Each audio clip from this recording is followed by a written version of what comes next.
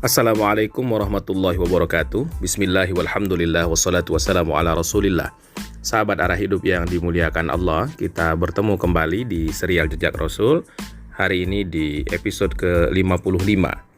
Kemarin sudah kita ceritakan bagaimana Rasulullah SAW bersama 1.500-an sahabat beliau tertahan di Hudaybiyah karena berbagai trik dan intrik dicoba oleh orang-orang Quraisy untuk menghalangi maksud Nabi SAW memasuki Makkah, sekalipun hanya untuk umroh saja. Upaya-upaya lobi persuasif tetap dilakukan, sekalipun utusan Quraisy silih berganti datang untuk melihat apa sebenarnya maksud Rasulullah SAW. Karena permusuhan yang memang sudah cukup mendarah daging, mereka tetap curiga apa sebenarnya maksud dari kedatangan para peziarah ini. Padahal memang itu hanya mengandung motif spiritual saja. Nabi mendapatkan mimpi dan oleh karena itu Nabi mengajak sahabat-sahabat beliau untuk mengunjungi Baitullah. Dan telah kita ceritakan pula bahwa atas usul dari Sayyidina Umar radhiyallahu anhu, Nabi mengutus Utsman bin Affan radhiyallahu anhu untuk masuk ke kota Makkah karena dipandang beliau ini adalah orang yang masih dianggap oleh sukunya, masih dimuliakan, dan juga faktor hartanya yang banyak itu jadi pertimbangan sekali di kota Makkah. Utsman pun datang dan beliau aman di sana. Tapi sampai berita kabar angin begitu dan sampai pula ke telinga Rasulullah SAW bahwa Utsman dibunuh di Makkah. Maka beliau menyeru orang-orang untuk berkumpul.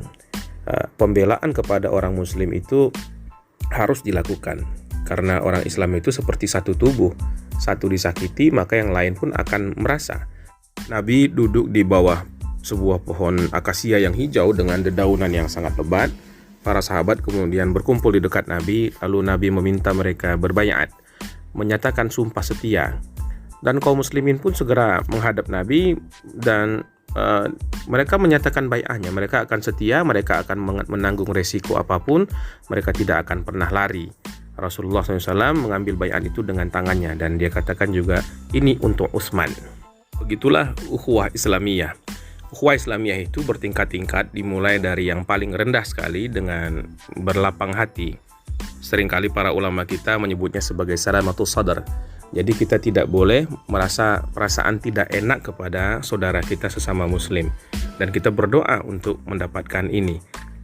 Allah ajarkan kita di dalam Al-Quran, وَلَا تَجْعَلْ فِي قُلُوبِنَا غِلًّا لِلَّذِينَ آمَنُوا. Satu permohonan kepada Tuhan, ya Allah janganlah hatiku ini dijadikan berprasangka buruk atau berperasaan tidak enak dan tidak nyaman kepada orang-orang yang beriman. Karena hakikatnya iman itu harusnya mempersatukan. Orang-orang beriman itu kal junudu mujannadah, kata Rasulullah SAW pada kesempatan lain lagi. Rohnya itu seperti tentara yang berbaris-baris. Kalau mereka mengenakan satu seragam yang sama, mereka akan saling iktilaf, saling bertaut, saling memadu barisannya.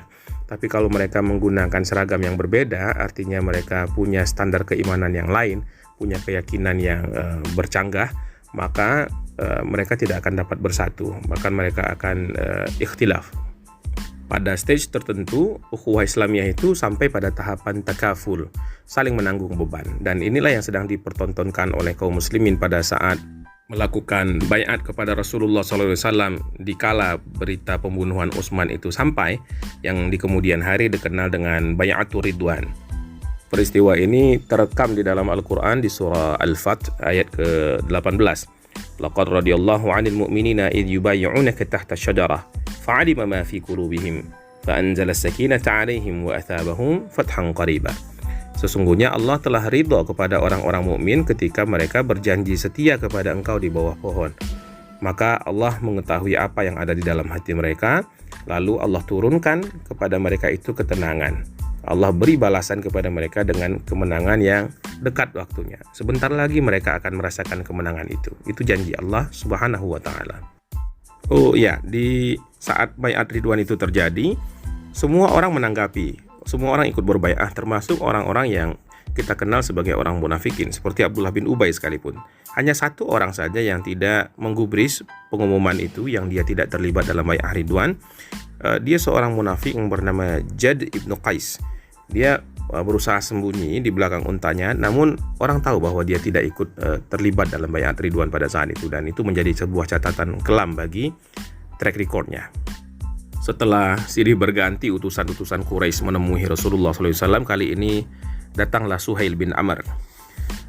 Nabi kemudian melihat orang ini datang dari jauh. Beliau bersabda, kalau orang ini yang datang, kalau orang ini yang diutus, maka Quraisy pasti ingin mengadakan perdamaian.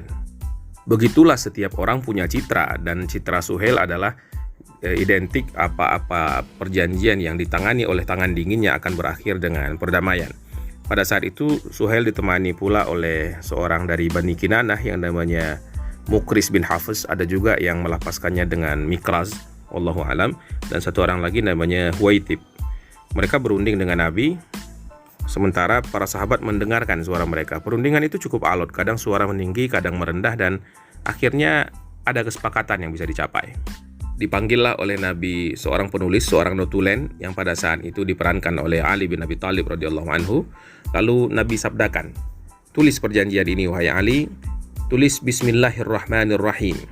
Proses penulisan perjanjian ini dapat kita akses infonya di Sahih Muslim. Kalau kita lihat pada Kitabul Jihad Wasair, bab Sulhul Hudaybiyah, diceritakan dengan detail di sana. Kita kembali, Suhail lalu berkata, merespon kata-kata Nabi kepada Ali tentang Bismillahirrahmanirrahim tadi. Adapun Rahman, kami tidak tahu itu apa. Kalau Allah kami tahu, kata Suhail, maka tulis sajalah Bismikallahumma, dengan namamu hai Allah. Lafaz inilah yang memang lebih familiar dengan orang-orang Quraisy, karena memang mereka adalah orang-orang yang tidak menerima akidah Islam. Beberapa sahabat tidak terima lalu memprotes. Mereka terusik sensitivitas keimanannya. Tapi Nabi tidak menggubris protes mereka. Nabi tetap saja menginstruksikan kepada Ali, ya tulis sesuai itu, Bismikallahumma. Nabi kemudian lanjut mendiktekan teks perjanjian itu. Tulislah wahai Ali, ini adalah kesepakatan antara Muhammad Rasulullah dan Suhail bin Amr.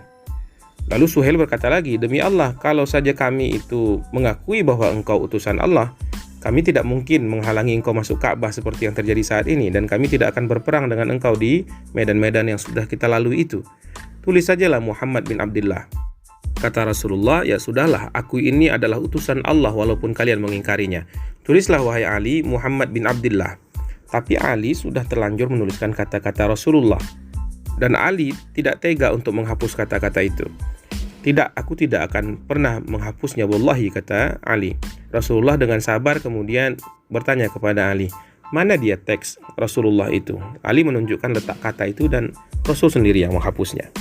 Di atas bekas hapusan itulah Nabi menyuruh Ali menimpanya dengan kata-kata Muhammad, anak Abdullah.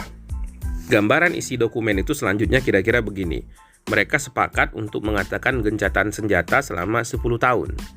Selama 10 tahun itu setiap orang akan aman dan tidak diperkenankan untuk melakukan tindakan kekerasan satu sama lain. Tapi kalau ada orang Quraisy yang tanpa seizin walinya menyeberang ke pihak Nabi, dia harus dikembalikan kepada mereka. Tapi kalau ada seorang pengikut Nabi SAW yang datang kepada kaum Quraisy, dia tidak wajib dikembalikan, dan tidak boleh perjanjian ini ditipu, diakali atau dikhianati. Siapa saja yang ingin bersekutu dan bekerja sama dengan Rasulullah SAW diperbolehkan, dan siapa saja yang ingin bersekutu, pihak-pihak luar, pihak-pihak eksternal maksudnya, dan bekerja sama dengan Quraisy juga diperbolehkan dan tidak boleh dihalang-halangi. Saat itu ada beberapa orang-orang luar itu memang yang bukan orang Madinah, bukan pula orang Quraisy Makkah. Orang-orang Khuza'ah misalnya, mereka bangkit dan berkata, kami dan Muhammad bersekutu. Seterunya Bani Bakar mengatakan kami dan Quraisy bersekutu. Nah, kesepakatan kemudian juga disahkan oleh pemimpin kedua suku tersebut. Perjanjian itu diakhiri dengan satu kalimat bahwa engkau Muhammad tahun ini harus pergi dari tempat ini dan dilarang masuk ke Makkah. Namun tahun depan kami akan mengizinkan engkau masuk Makkah. Silakan engkau tinggal di sana bersama sahabat-sahabatmu, melakukan kegiatan apa saja, kami akan keluar, dan engkau diberikan keleluasaan itu selama 3 hari dan tidak boleh membawa senjata selain senjata standar berupa pedang yang disarungkan.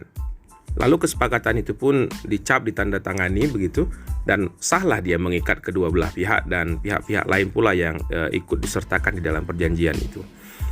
Berdasarkan mimpi Nabi, para sahabat sebenarnya merasa yakin ekspedisi mereka kali itu sukses.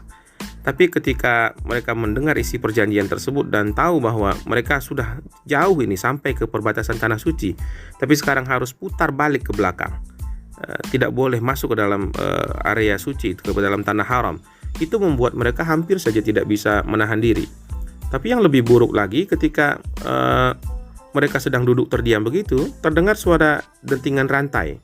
Ada seorang pemuda datang dengan kaki diborgol, semacam dipasung begitu ya, terhuyung-huyung menuju perkemahan itu.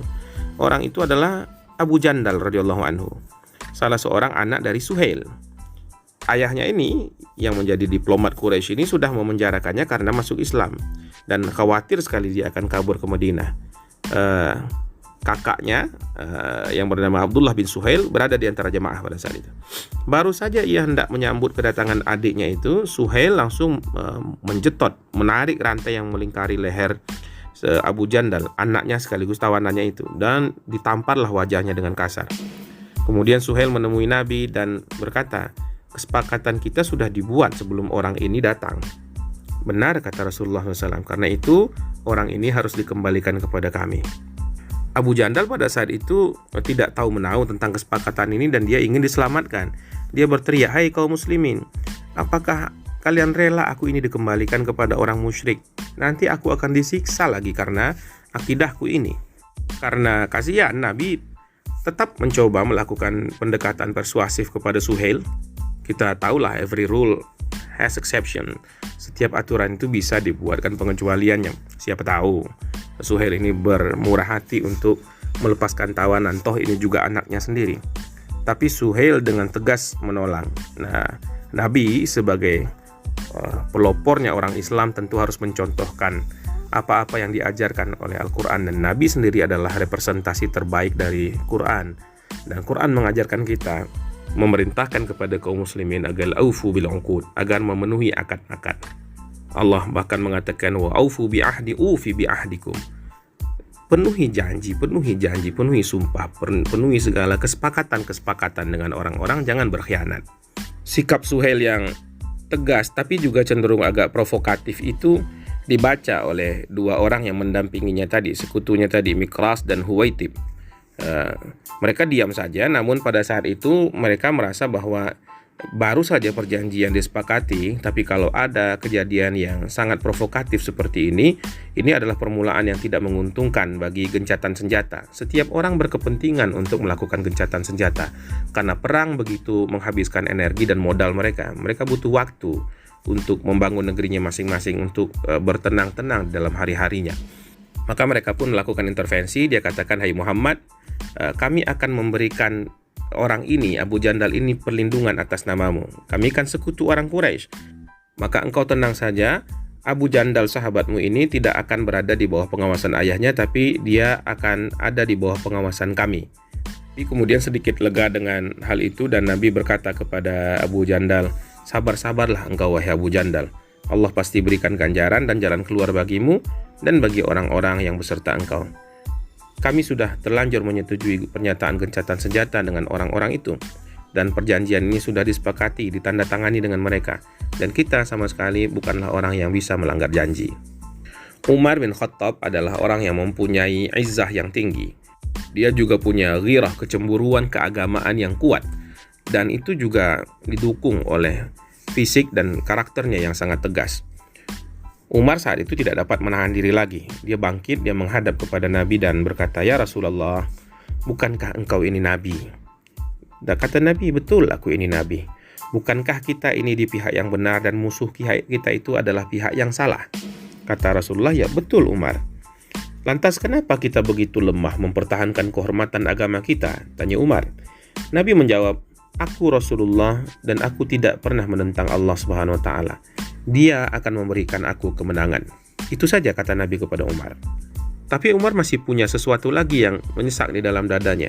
"Cuma ya Rasulullah," kata Umar, "bukankah engkau sendiri yang mengatakan kepada kami kita harus pergi ke Baitullah dan kita harus tawaf di sana?" "Betul," kata Nabi. "Tapi bukankah aku tidak katakan kapan waktu spesifiknya wahai Umar? Kita memang berangkat, tapi aku tidak pernah mengatakan kepada kalian bahwa kita pasti akan bertawaf di tahun ini." Umar mengakui bahwa memang benar ya Rasulullah. Sungguh kalian akan pergi ke Ka'bah tutup Nabi dan akan bertawaf di sana. Itulah janji Rasulullah SAW dan ini adalah atas bimbingan wahyu. Nabi tidak berkata dengan sembarangan. Nabi tidak mungkin memberikan janji-janji palsu. Wa ma yantiqu 'anil hawa in huwa illa wahyu yuha. Nabi itu hanya berkata-kata secara terbimbing oleh wahyu yang diberikan Tuhan kepadanya. Namun Umar masih memendam ketidakpuasan di dalam hatinya. Lalu beliau menemui Abu Bakar untuk mengungkapkan perasaannya itu. Dia menanyakan hal yang sama seperti yang ditanyakan kepada Nabi.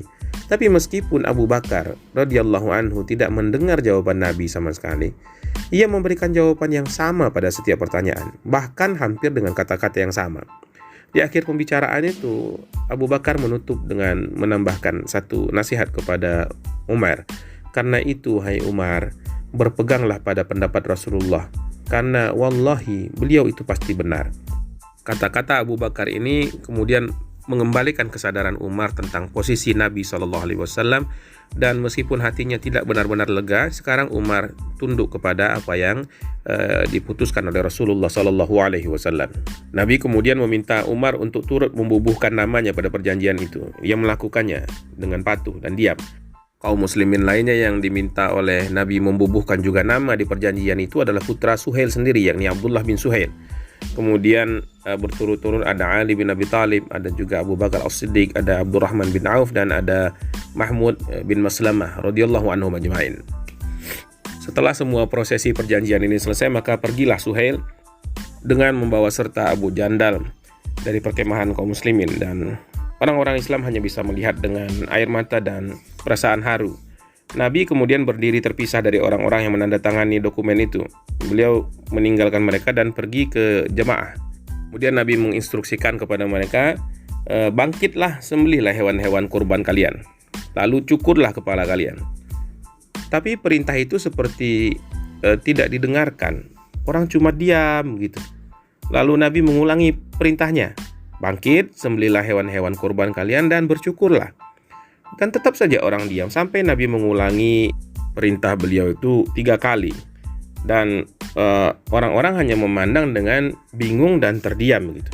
Ini bukan sikap pembangkangan, tapi setelah harapan mereka itu diruntuhkan oleh berbagai kejadian yang tiba-tiba, mereka sekarang itu benar-benar dalam keadaan bingung untuk memenuhi satu perintah yang mereka ketahui secara ritual tidaklah benar seperti itu. Sebab menurut tradisi agama Ibrahim, penyembelihan hewan kurban harus dilakukan di tanah suci. Begitu pula dengan bercukur atau tahallul itu.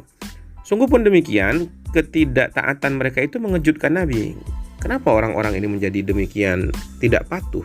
Rasulullah SAW kemudian masuk ke dalam tendanya dan menemui istri beliau, Ummu Salamah radhiyallahu anha. Apa yang terjadi wahai Nabi? Kata Ummu Salamah. Lalu Nabi menceritakan apa yang terjadi itu. Maka Ummu Salamah memberikan sebuah advice kepada Rasulullah. Keluarlah wahai Nabi, jangan bicara kepada siapapun sampai engkau sembelih sendiri kurban engkau. Contohkan saja dengan perbuatan wahai Rasulullah, tidak usah perintahkan lagi mereka. Maka Nabi keluar mengikuti saran dari istri beliau. Pergilah beliau ke tempat untanya yang sudah ia sucikan sendiri dan disembelih oleh Nabi SAW. Dengan suara keras agar bisa didengar oleh orang-orang, Nabi kemudian mengucapkan Bismillahi Allahu Akbar. Nah, mendengar kata-kata itu dan melihat bagaimana Nabi menyembelih hewan korbannya sendiri, orang-orang pun bangkit dan mulai mengorbankan hewannya masing-masing, mencontoh kepada Nabi SAW. Mereka kembali taat kepada Nabi. Nabi kemudian memanggil Khirash, orang yang tadi dikirim ke Makkah sebagai mata-mata yang sudah kita sebutkan nama ini beberapa kali. Kepada beliau Nabi meminta agar rambutnya dicukurkan.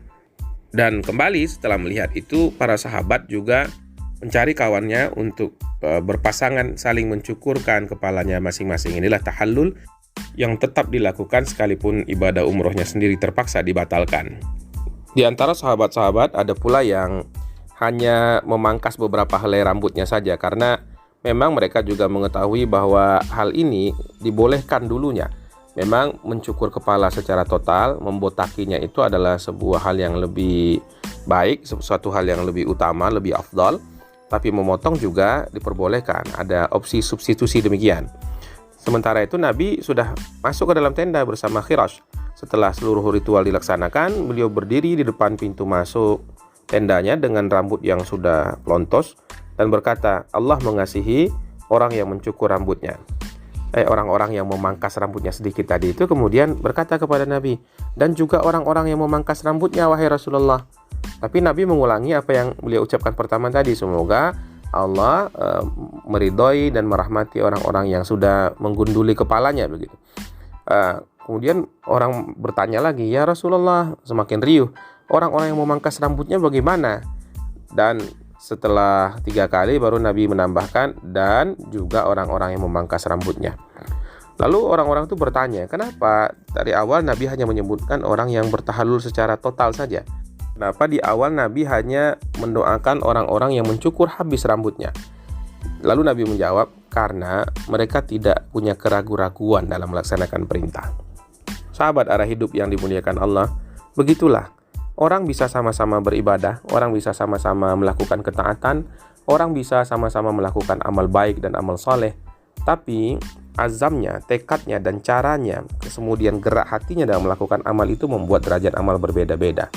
Sesuatu yang dilakukan dengan kesungguhan, tanpa pikir panjang, ketaatan yang dilakukan dengan penuh keyakinan, tentu di sisi Allah Subhanahu wa Ta'ala akan berbeda nilainya dengan ketaatan yang dilakukan dengan terpaksa, setengah terpaksa mungkin, atau didahului oleh perasaan-perasaan ragu dalam pelaksanaan kebaikan itu. Nabi lalu bergerak balik ke dalam tenda beliau. Beliau menjumput rambutnya yang hitam lebat dari tanah dan melemparkannya ke dekat sebuah pohon. Jamaah yang ada di situ langsung berkerumun saling berebut untuk mengambilnya, untuk bertabarruk dengan rambut Rasulullah SAW itu, mengambil berkahnya. Tidak ketinggalan juga Nusaibah, seorang wanita yang kita sebutkan, wanita gagah perkasa ini juga ikut berebut. Dia berlari dan mendapatkan beberapa helai rambut Nabi SAW yang tetap dia simpan hingga hari kematiannya. Sekarang tanah tempat perkemahan kaum muslimin itu tertaburi oleh rambut para jemaah. Namun tiba-tiba ada angin kencang yang berhembus menerbangkan rambut-rambut itu ke arah Mekah, ke arah tanah suci. Orang-orang bergembira melihat itu, seolah ini sebuah isyarat, pertanda dari Allah Subhanahu wa Ta'ala bahwa niat ibadah mereka sudah diterima oleh Allah. Boleh badannya tidak sampai ke Mekah, tapi rambutnya sudah menjejak di tanah suci itu. Sekarang mereka mengerti mengapa Nabi menyuruh mereka melaksanakan kurban, bahwasanya niat dan maksud dari ibadah itu telah diterima oleh Allah Subhanahu wa Ta'ala. Setelah mereka mulai berangkat untuk bertolak balik ke Madinah, perasaan Umar mulai resah oleh suara hatinya dan kian gelisah dia ketika ia mendekati Nabi untuk bercakap-cakap dengan beliau. Nabi seolah-olah mengambil jarak, seolah-olah agak menghindar dari Umar. Umar kemudian memacu tunggangannya ke depan dan berkata kepada dirinya sendiri, celakalah aku ini, kenapa aku harus sampai mempertanyakan kebijaksanaan Rasulullah SAW? Umar begitu takut ada nanti wahyu yang khusus untuk mencela dan melaknat perangainya itu. Ketakutan Umar itu mencapai puncak ketika ia mendengar derap kuda di belakangnya. Kaki-kaki kuda dan penunggang kuda itu memang mengejar Umar. Dia diutus oleh Nabi SAW bahwa Umar, beliau dipanggil untuk menghadap kepada Rasulullah SAW. Kekhawatiran Umar ternyata tidak beralasan, sebab ketika Umar menghadap kepada Rasulullah, Nabi dalam keadaan wajah beliau sangat berseri-seri, sangat bahagia. Wahai Umar, kata Nabi, aku sudah diturunkan kepadaku oleh Allah Subhanahu wa Ta'ala sebuah surah yang lebih aku sukai daripada segala sesuatu yang ada di bawah matahari ini. Itulah surah Al-Fath, wahyu yang diturunkan untuk memberi keyakinan bahwa perjalanan yang baru saja dilakukan oleh Rasulullah SAW bersama para sahabatnya itu dianggap sebagai sebuah kemenangan. Itu bukanlah perjalanan sia-sia. Mereka boleh stop parkir di Hudaybiyah, tidak bisa masuk ke Makkah, tapi Allah menganggap mereka sudah menyampaikan maksudnya itu. Karena itulah ayat pertama dari surah Al-Fath ini dibuka dengan sebuah pernyataan kemenangan. Inna fatahna laka fatham mubina. Sesungguhnya kami telah memberikan kepada engkau kemenangan yang nyata. Di dalam ayat-ayat pada surah ini juga diceritakan tentang prosesi Bai'ah Ridwan yang sudah kita singgung tadi. Kemudian juga tentang bagaimana Allah mendatangkan ketenangan kepada hati kaum muslimin. Di sini Allah mengatakan satu ayat yang sangat masyhur, populer di kalangan kita. Bahkan orang-orang yang tidak menghafal Quran sekalipun tahu ayat ini. Huwallazi anzala as-sakinata fi qulubil mu'minin liyazdadu imanan ma'a imanihim. Dialah yang memberikan ketenangan ke dalam hati kaum muslimin, supaya setelah iman yang melekat di dalam dada mereka masing-masing ditambah lagi oleh Allah Subhanahu wa taala dengan lapisan-lapisan keimanan berikutnya sehingga meneballah iman mereka. Dan yang paling penting adalah tasdik, pembenaran dari Allah Subhanahu wa taala tentang tindakan yang telah diambil, kebijakan yang sudah diperbuat oleh Rasulullah SAW dengan pergi ke Hudaybiyah itu. Laqad sadaqallahu rasulahu ar-ru'ya bil haqq. Sesungguhnya Allah akan membuktikan kepada Rasulnya tentang kebenaran mimpinya dengan sebenar-benarnya, dengan hak. Latadkhulunal masjidal harama insyaallahu aminin.